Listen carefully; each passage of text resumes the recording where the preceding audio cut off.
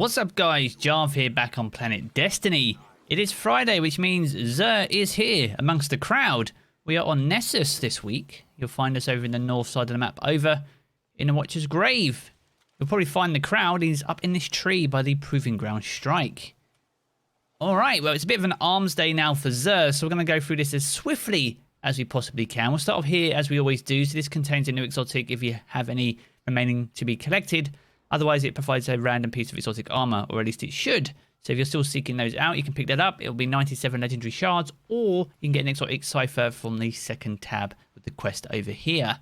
For the weapon for the week, we've got the Hard Light for 29 legendary shards, over penetrating ricochet rounds and bonus damage on bounce. You can also rotate between Solar, Void, and Arc.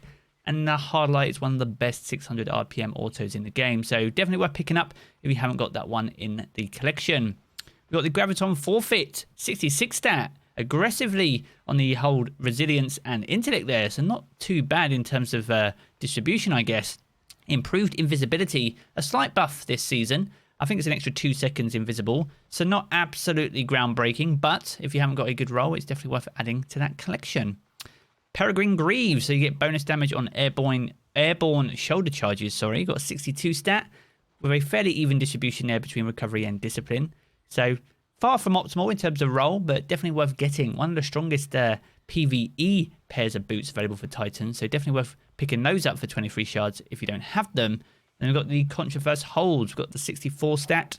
We've got mobility of 19, so fairly high. So he hasn't sold these in quite some time, so it might be worth adding these to that collection if you've been experimenting with grenades and abilities and all that this season.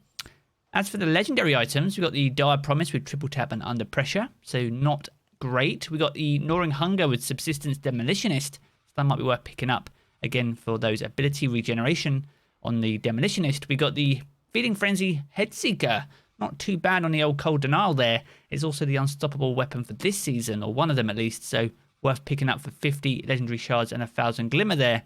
We got the Distant Tumulus, Lead from Gold and Quick Draw, not ideal, but worth having, I guess, if you don't have one.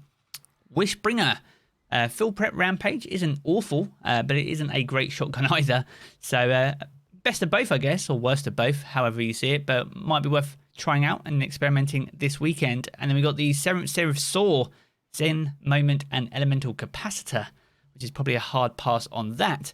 And we've got the Trinary System, or Trinary System. This is from Gambit, actually.